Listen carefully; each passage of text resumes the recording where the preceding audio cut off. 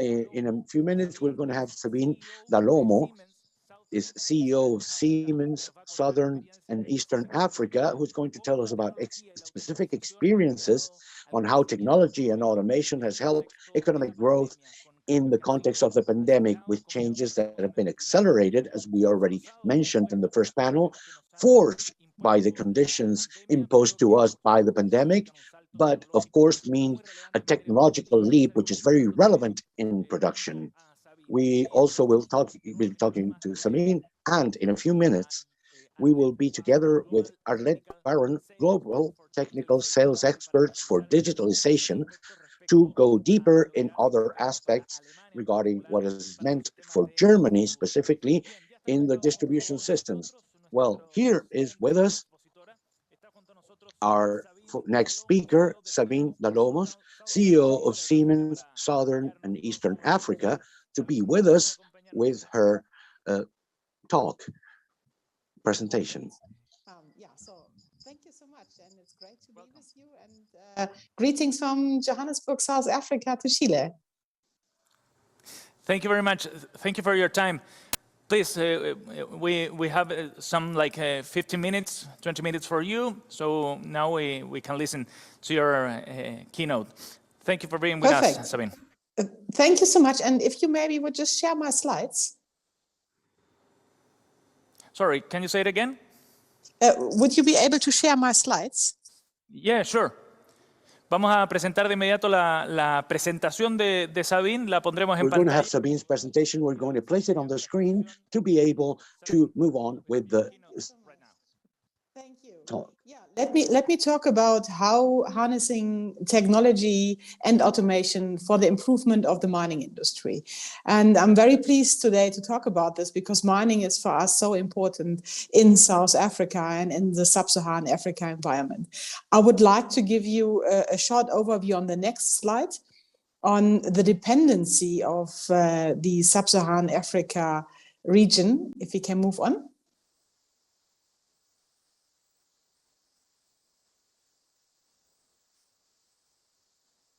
Can we have the next slide? Okay, there we go. Here you see the map of the Sub-Saharan Africa region, and you see the various color codings on the slide. And what is important to note here is particular around the dependency of countries in the Sub-Saharan Africa on mining. And that's why mining is so important, and the future of mining is even more important for us. So why is it we have more than 25 countries which are amongst the ones which are most reliant on the mining industry? And you see the light blue ones are the ones which have a dependency for their GDP, but also for the tax collection or revenue collection of more than 80%. And you see there underneath the bar of 60 and 40 points with regards to their dependency. And mines are most often in many of the countries the largest employer going forward. And hence, they are the driver for economic success. And even in South Africa, where we are clearly a mining country, mining contributes to a significant amount of our GDP, but also the taxes. And I just want to give you an idea. When we started out in COVID last year, same time, we expected that we will have a GDP drop by about 11.8%. And that didn't happen largely because we could see mining taking up a significant share of the recovery globally.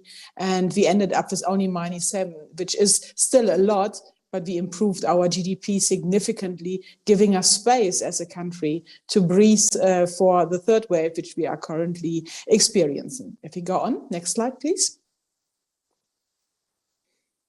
In Africa, and just to set the scene a little bit for you, we have for the Sub-Saharan Africa environment about 30% of the global resources available, but we only have about 15% of the production, because largely our mining, and you can see that in the image here, is manual labor, not so much mechanized, and obviously we don't have significant production or premium production on finished products.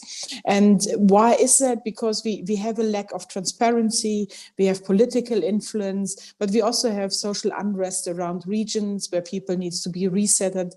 We have a very underdeveloped infrastructure, largely specifically to explore and develop new mining operation because of the way and how Africa was designed due to the colonization. Our infrastructure is very much available for the sites which have been developed prior to 1960. So we see a huge demand in that development, and largely you see supply chain challenges, and you might be aware that the German government, for instance, and the European government has introduced a supply chain law by which they particularly look forward to identify companies which are not following the aspects of, child labor avoidance, fair supply chains, no exploitation of people, and that definitely for companies which are part of a listed bunch of companies which have to follow the environmental, social, and governance aspects as they become more important. That creates a risk, and for us, that also creates an opportunity because I will come to that just in a second. If we come to the next slide.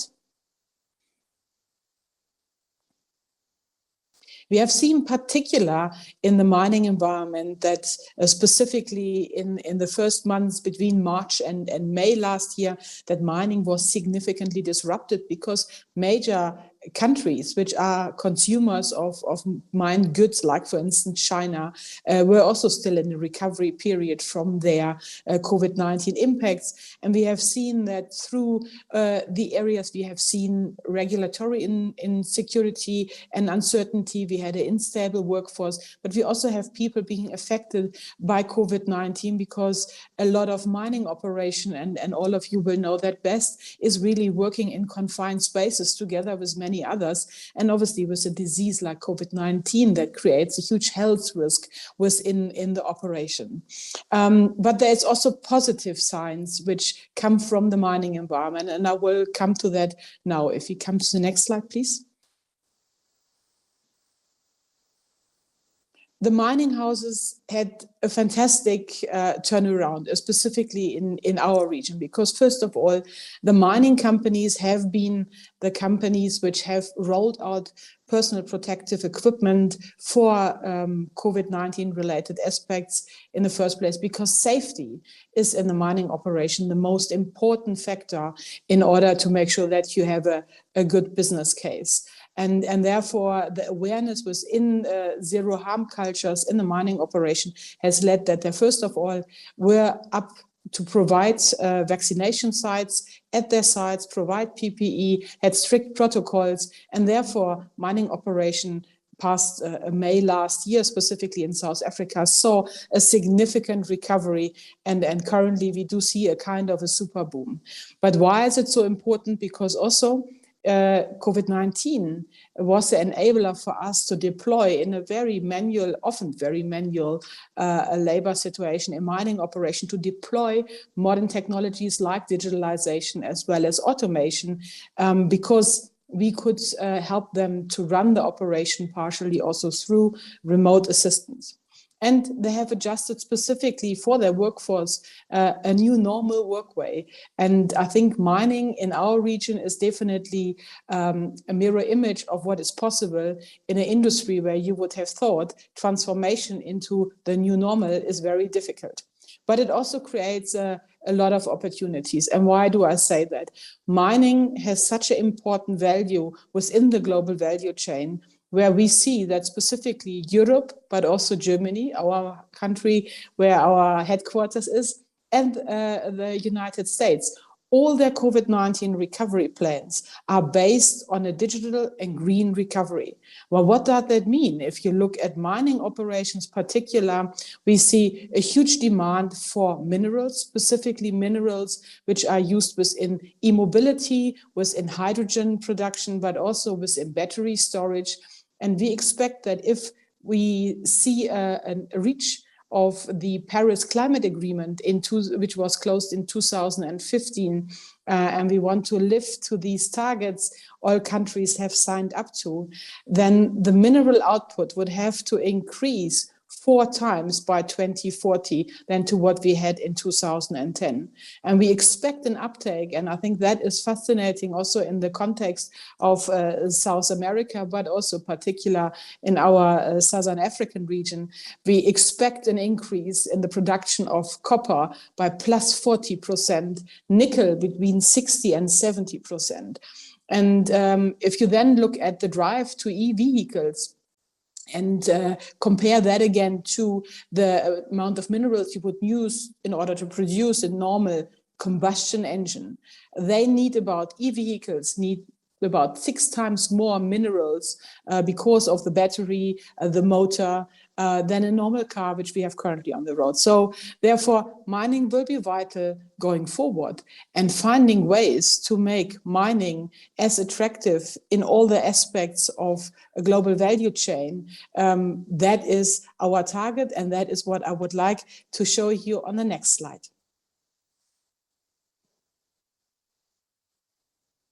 If we look at COVID-19, what does it have shaped within the mining environment? So we have various aspects which we need to look at. One is climate leadership, and the events which happened in Germany over the last week with regards to floodings, and where people really see climate change is real, and climate change doesn't know borders. So hence, we all need to work on that. So that's a very, very important part for future business. But also you need to have a supply chain reliance, because what we have seen is in COVID that you can't focus only on one country. You need to have a mix of countries supplying into your production in order to make sure that you never run short out of certain commodities, but also out of certain products.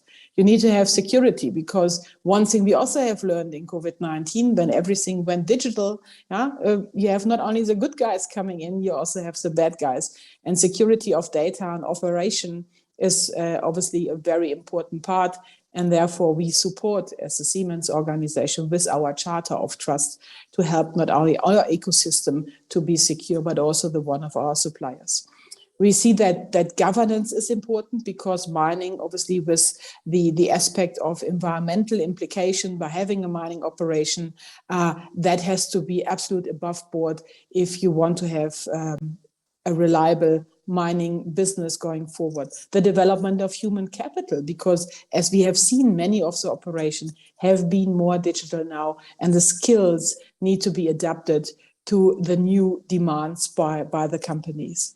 You need to engage with the communities, because often land is used by community land, and their engagement within an operation makes not only good business sense, but it also gives safety for the operation if the community is fully up with the production.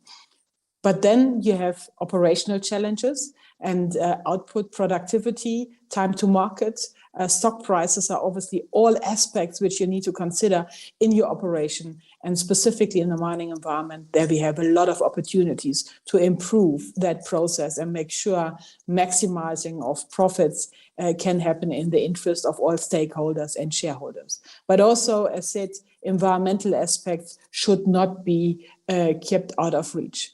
If you go to the next slide and maybe click 4 times, then we have all the automation in.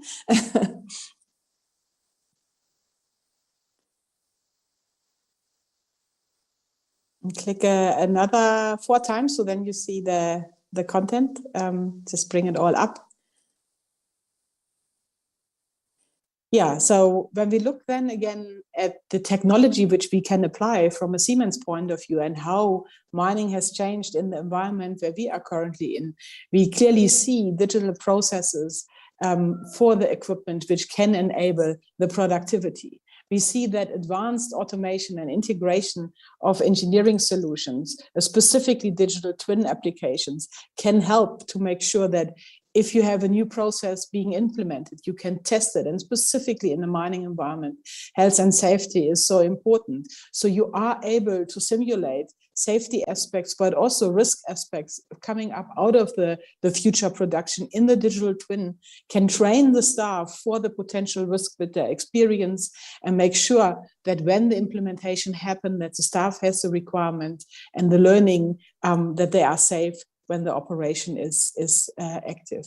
You also have obviously more transparency of what's going on. As I mentioned, in a mining environment, it's not only you extract ore from the ground, but you also need to make sure how much is needed, what are stock prices at a given point in time, and it really helps to improve the operation of the mining company. And lastly, specifically low-code technology, for instance, with Mendix, which we have available, and intuitive tools to develop skills within the mining environment. This is clearly something where through partnerships and cooperation, co-development, we can make sure that also mining operations, which potentially have been more manual in the labor force, can live up to a more digital world and make sure that it's secured going forward.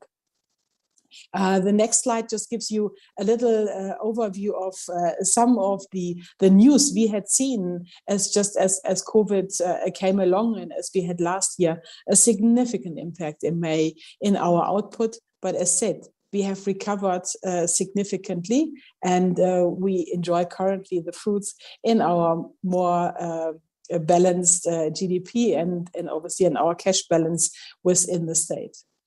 And for our economy, if you move on to the next slide, the mining operation clearly has a dual role in our economy as well as in our society. We obviously have the possibility to use the mining boom currently as it's coming back, and as particular China is recovering, but also other big economies, to lay the foundation to incorporate not only productivity, but to incorporate social aspects and environmental aspects to set up mining for the future. And for us, this is clearly one part where we are active in. And I want, as a last activity, show you a few examples of what we have done together, make a difference within the mining operation, getting productivity out of our customer operation, but also making sure that social aspects are not forgotten.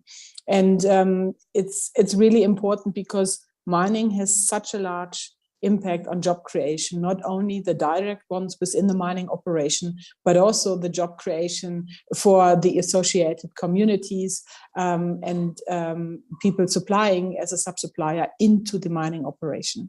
And for us, one great story, and this is really something where mining will get a significant boom within the Southern African and particular South African environment, is the announcement by our president to increase the self-generation limit to 100 megawatts and down supplement the mining operation from the grid.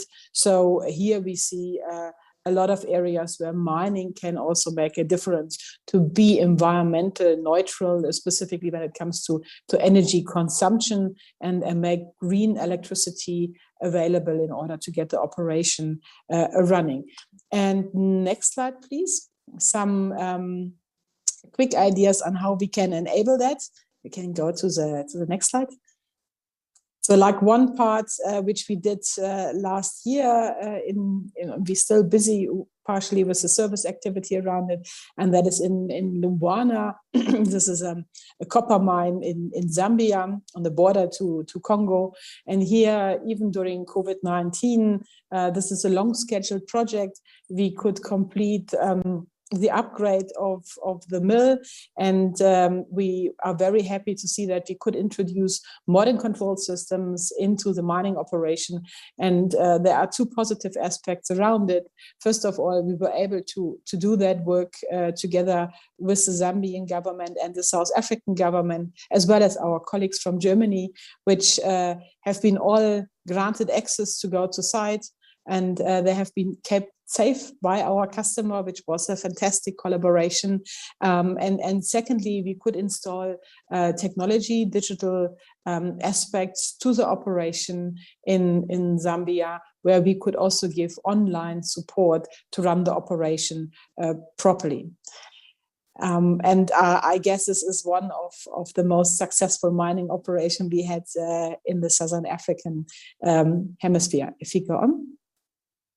But also during COVID, we did a few positive business cases and helping people within the not so affluent societies to have access to treatment. And here, for instance, with Anglo Gold Ashanti, in collaboration with our partner here in South Africa, MCA, we donated equipment for the upgrade of the hospital, which was then donated later on to the community, in the mining community. And it was really worthwhile because we got it ready just before the third wave hit us, and it made a big difference, as our region currently here around Johannesburg is hardest hit by COVID-19. If we go on, I want to share another example with you.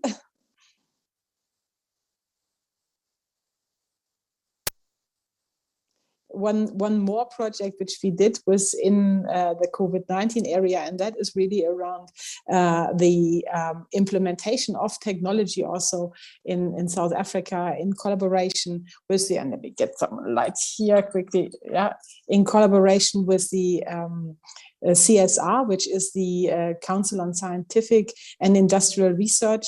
We implemented the development of 20,000 ventilators produced and developed in South Africa in order to help the people which need oxygen urgently. And there's a non-invasive ventilator which we got going, and therefore we used our Siemens software team center as well as our low-code software Mendix to basically develop the product. And then we used the Team Center, obviously, to display it and make the technology available for the partners which were producing it. This is a great COVID story, but it's also a great story to skill up our young people at the universities, at the research institution, to know how to make use of our products. And hopefully, because we are so much depending on the mining business, that they will be able to make use of that technology as well in their operation. And another one, if you go on, one more. In parallel, we have as well signed a memorandum of understanding with the Science and Industrial Research Council, by which we support the TVET colleges, which are our graduate colleges in South Africa, to make sure they have access to technology from Siemens, because they will be largely deployed into the industry. And we exchange with them and take these youngsters into our workforce to get experience, and then have them ready to be deployed as country skills into our vast number of industries, and mining definitely will be one of the important part. The next one, please. Besides all the technology aspects, we also help real people. I mean, specifically in the beginning, as we are also a developing country, we didn't have sufficient masks available to protect us for COVID or against COVID-19. So we had a women cooperative in one of our townships, which produced for us on short notice more than 20,000 rand worth of masks. And so we're very happy that we could do it, and they are had obviously business and we had protection. So that's a great story, and happy to see that. And at last, before I finish off, I want to share with you our flagship project. If you go to our last slide.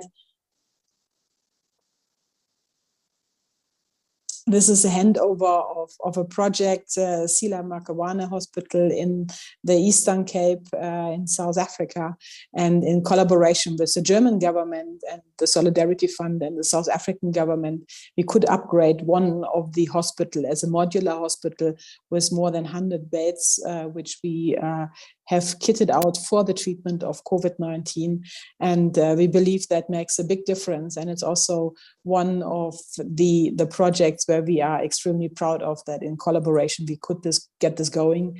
And lastly, it will make and has made already a significant impact to people which don't have access to medical care. And it's our our last highlight I would like to share with you. And so I thank you so much for listening to my input on mining and on a developing country like South Africa. I hope you enjoyed it. I remain available for questions, and I wish you a very successful further conference. We did enjoy your keynote. Thank you very much, Sabine. We have some questions for you from our audience, so I would like to share them with you. In terms of the impact of the mining sector in South America, we see that the use of seawater is becoming more and more frequent in mining projects. What can you tell us about this technology, this specific technology in South Africa or Africa in general? Well, look, I mean, we do have some mining operations which are at the ocean side, but the majority of our mining operations are in the central area of the countries. If you look at the majority of our products, they are rather in the inner side of, for instance, Congo and Zambia, where you do not have a problem with water, because many of the activities have rivers which can supply the respective water. But particular in Namibia, for instance, we have quite a number of activities in the uranium field, which are at the ocean side, and they would partially use as well desalination technology, but it's not very common within the African or sub-Saharan African environment. Yeah, we have some geographical advantages here in Chile because of the shape of our country. You know, well, Sabine, we have another question. What would you say about digitization in mining in the region in terms of its progresses? I mean, we have seen that pandemic gave a boost to this kind of a transformation, but how long it will last? Well, look, I mean, we also need to distinguish a little bit between the companies which are running and the countries where they are operative in. So you have quite a number of countries which are active all over the continent, like particular in the gold environment, but also in the copper business. And they would, if they have their headquarters, if I take some of them, like, for instance, Anglo Gold Ashanti or Gold Fields, and they would have the headquarter in Johannesburg, which is a very sophisticated mining operation in South Africa, because we have a high level of safety standards, and particular in the gold mining here in Johannesburg, it's deep gold mining, so it's up to 4 kilometers underground. So there are obviously quite a significant amount of safety environment. And these companies have been traditionally very much digitalized, because in order to have this kind of deep level mining, you obviously need to have high levels of securities and safety. And many of the areas you physically can't mine with humans anymore. Yeah? So their traditional philosophy is about standardization and digital implementation. But what we do see is, if you take companies like, for instance, Anglo American, which is a global miner, they definitely have a strong interest to get the mining operation more digitalized, get more information out of that digital application into the headquarters, to make sure they can monitor at any given point in time what the commodity is doing. And then you have companies which are active all over the place, in particular, well, more in the Central African environment. And what we have seen before COVID, yeah, there were applications in the mining environment which were digital, and depending on what the headquarter wanted to see, there were more or less digital application pushed forward. But since COVID-19 has hit us, and we needed about 2 months to find out where we are going to, since then, digital application have improved at least by a leap of 5 years within our region. And we believe that companies have understood, because traveling was not possible, getting people in and out was not possible. And even in the moment, it's actually worse, because with all the restrictions on who is vaccinated and not, that the implementation of digital tools and services has really taken up. And I believe personally, there is no going back, and we rather will strive from that point. Well, Sabine, thank you very much for your time. We really enjoyed your keynote, your answers. So this has been a great input for our Siemens Minerals Week. Thank you very much. Muchas gracias. Thank you so much. Take care. Bye. Bye.